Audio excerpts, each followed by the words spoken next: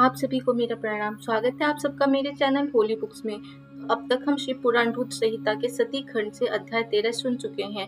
आज हम सुनेंगे अध्याय 14। तो चलिए शुरू करते हैं। इस अध्याय में हम सुनेंगे दक्ष की 60 कन्याओं का विवाह। दक्ष और वारिणी यहाँ देवी शिवा का अवतार। दक्ष द्वारा उनकी स्तुति तथा सती के सद्गुणों एवं चेष्टाओं से माता पिता की प्रसन्नता। ब्रह्मा जी कहते हैं, देव ऋषि, इसी समय दक्ष के इस बर्ताव को जानकर मैं भी वहां आ पहुंचा और पूर्ववत उन्हें शांत करने के लिए सांत्वना देने लगा। तुम्हारी प्रसन्नता को बढ़ाते हुए मैंने दक्ष के साथ तुम्हारा सुंदर स्नेहपूर्ण संबंध स्थापित कराया। तुम मेरे पुत्र हो, मुनियों में श्रेष्ठ और संपूर्ण देवताओं के प्रिय हो, अतः बड़े प्रेम से तुम्हें आश्वासन देकर मैं फिर अपने स्थान पर आ गया। ब्रह्मचर्य पालन पूर्वक वेद शास्त्रों के स्वाध्याय से ऋषि ऋण, यज्ञ और पूजा आदि से वेद ऋण तथा पुत्र के उत्पादन से पितृ का निवारण होता है। तदनंतर प्रजापति दक्ष ने मेरी अनुनय के अनुसार अपनी पत्नी के गर्भ से 60 सुंदरी कन्याओं को जन्म दिया और आलस्य रहित हो धर्म आदि के साथ उन सबका विवाह कर दिया। मुनीश्वर, मैं उसी प्रसंग को बड़े प्रेम से कह रहा हूँ, तुम सुनो।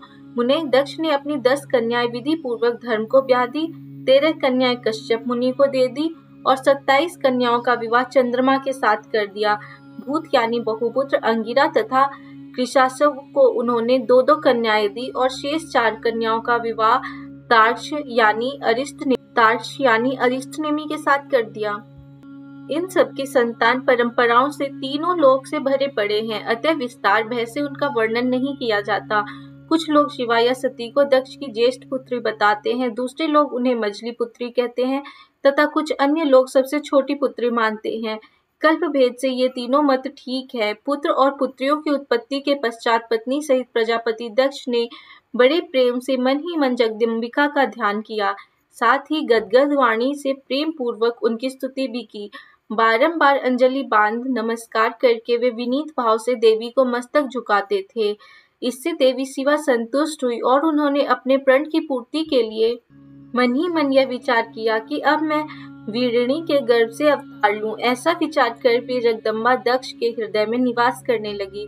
मुनि श्रेष्ठ, उस समय दक्ष की बड़ी शोभा होने लगी। फिर उत्तम मुहूर्त देखकर दक्ष ने अपनी पत्नी में प्रसन्नता पूर्वक गर्भाधान किया। तब दयालु शिवा दक्ष पत्नी के चित्त में निवास करने लगी। उनमें गर्भ धारण के सभी चिन्ह प्रकट हो गए। तात उस अवस्था में वीरिणी की शोभा बढ़ गई और उसके चित्त में अधिक हर्ष छा गया। भगवती शिवा के निवास के प्रभाव से वीरिणी महामंगल रूपिणी हो गई। दक्ष ने अपने कुल संप्रदाय, वेद ज्ञान और हार्दिक उत्साह के अनुसार प्रसन्नता पूर्वक पुंसवन आदि संस्कार संबंधी श्रेष्ठ क्रियाएं संपन्न की। उन कर्मों के अनुष्ठान के समय महान उत्सव हुआ। प्रजापति ने ब्राह्मणों को उनकी इच्छा के अनुसार धन दिया। उस अवसर पर वीरिणी के गर्भ में देवी का निवास हुआ जानकर श्री विष्णु आदि सब देवताओं को बड़ी प्रसन्नता हुई। उन सब ने वहां आकर जगदम्बा का स्तवन किया और समस्त लोगों का उपकार करने वाली देवी शिवा को बारंबार प्रणाम किया। वे सब देवता प्रसन्नचित्त हो दक्ष प्रजापति तथा वीरिणी की भूरी भूरी प्रशंसा करके अपने अपने स्थान को लौट गए।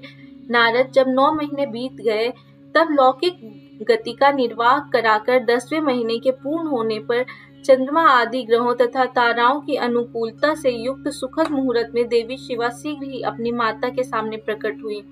उनके अवतार लेते ही प्रजापति दक्ष बड़े प्रसन्न हुए और उन्हें महान तेज से देदीप्यमान देख उनके मन में यह विश्वास हो गया कि साक्षात वे शिवा देवी ही मेरे पुत्र के रूप में प्रकट हुई है। उस समय आकाश से फूलों की वर्षा होने लगी और मेघ जल बरसाने लगे। मुनीश्वर, सती के जन्म लेते ही संपूर्ण दिशाओं में तत्काल शांति छा गई।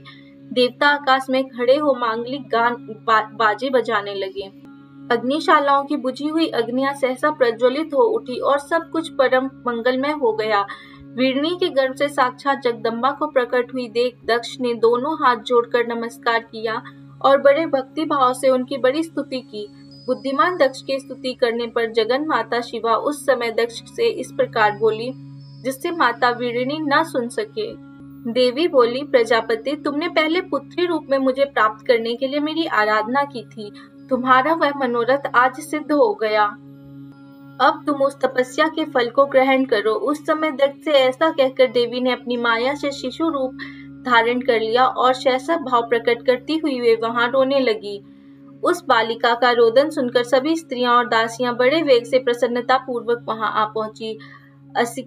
असिकनी की पुत्री का अलौकिक रूप देखकर उन सभी स्त्रियों को बड़ा हर्ष हुआ। नगर के सब लोग उस समय जय जयकार करने लगे। गीत और वाद्यों के साथ बड़ा भारी उत्सव होने लगा। पुत्री का मनोहर मुख देखकर सबको बड़ी ही प्रसन्नता हुई।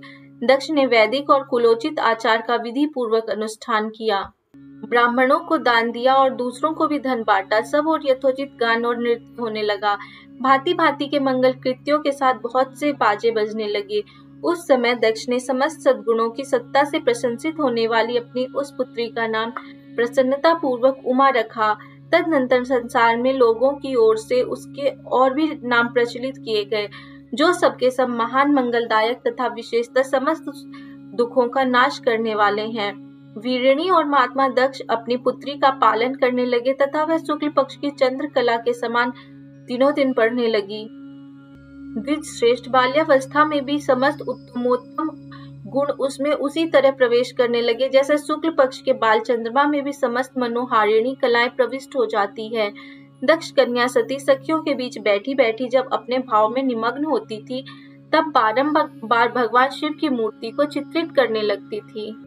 मंगलमयी सती जब बाल्योचित सुंदर गीत गाती, तब स्थाणु हर एवं रुद्र नाम लेकर स्मर शत्रु शिव का स्मरण किया करती थी। यहाँ पर हमारा अध्याय 14 भी समाप्त होता है। जल्दी ही मैं आपसे मिलूंगी इसके अगले अध्याय के साथ।